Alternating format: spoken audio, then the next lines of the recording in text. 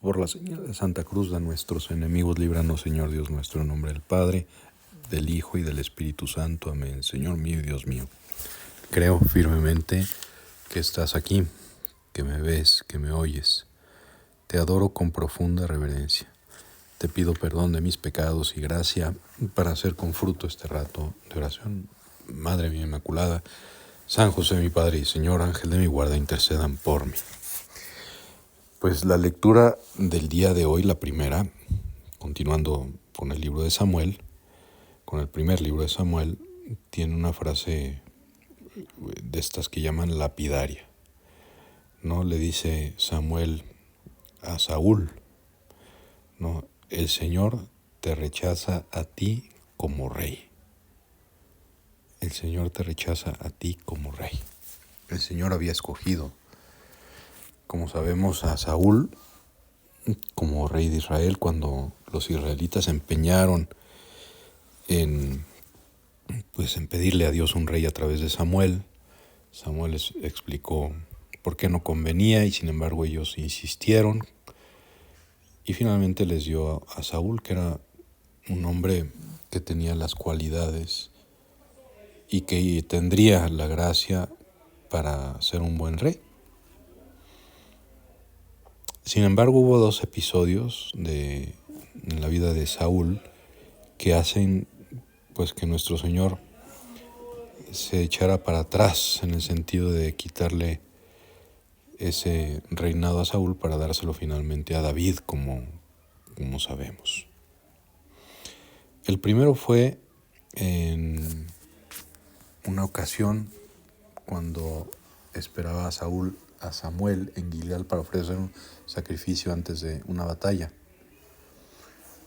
El pueblo estaba reunido, pero al tardar Samuel se comenzó a dispersar, se comenzó a ir, y a Saúl se le hizo, pues no sé si fácil, tomar el papel que no le correspondía de sacerdote.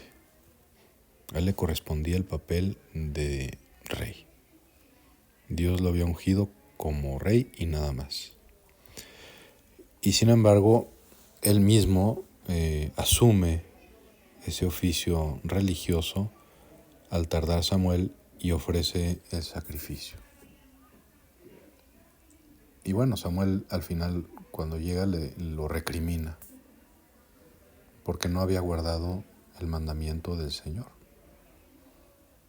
Había despreciado la voluntad de Dios y había hecho lo que pues se le ocurrió. Y luego finalmente, que es el pasaje de hoy, Saúl cometió otro pecado, ¿no? Y Samuel se lo reprocha. ¿Qué hizo? Bueno, pues cuando combatió contra los amalecitas, antes de eso Dios le había dicho a través del profeta que no dejara a nadie. Y más aún, que no tomaran botín, que todo lo quemaran. Y de nuevo Saúl, pensando que tenía un mejor criterio, salvó la vida del rey amalecita. Y no solo eso, sino que permitió que su gente tomara botín de guerra con el pretexto de que aquello lo iba a ofrecer, lo iba a sacrificar a Dios en Gilgal. Y de nuevo Samuel, que es la voz de Dios, porque es profeta, le replicó una frase también que es muy conocida y muy importante para nosotros. ¿Crees tú que al Señor le agradan más los holocaustos y los sacrificios que la obediencia a sus palabras? Y él mismo responde, la obediencia vale más que el sacrificio, la docilidad más que la grasa de carneros. La rebelión contra Dios es tan grave como el pecado de hechicería y la obstinación, fíjate, como el crimen de idolatría. Y termina Samuel diciendo la frase con la cual empezamos. Por haber rechazado la orden del Señor, Él te rechaza a ti como rey. Fíjate nada más. Bueno, pues esto es muy importante para nosotros también, porque con mucha facilidad queremos enmendarle la plana al Señor, a Jesús en el Evangelio. Quisiéramos corregir muchas cosas del Evangelio. Es la gran tentación que han tenido pues muchos herejes a lo largo de la historia de la Iglesia, ¿no? Y no solamente herejes, que son los que lo lideran pues una rebelión de alguna manera contra la Iglesia, sino también tantos de nosotros, tantas veces, a sabiendas, creemos que lo que nos dice Dios, lo que nos enseña la Iglesia, pues no aplica para nosotros, nos creemos mejores. Y entonces empezamos a hacer cosas contrarias al Señor. Incluso gente pues de misa diario, ¿no?